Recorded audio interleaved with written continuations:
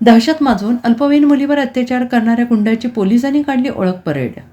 हातात बेड्या घालून राहत्या परिसरात फिरवलं. अल्पवयीन मुलीवर अत्याचार, महिलेचा विनयभंग, जातीवाचक शिवीगाळ करून कोयत्याचा धाक दाखवत दहशत माजवणाऱ्या गुंडाची पोलिसांनी शहरातून ओळख परेड काढली.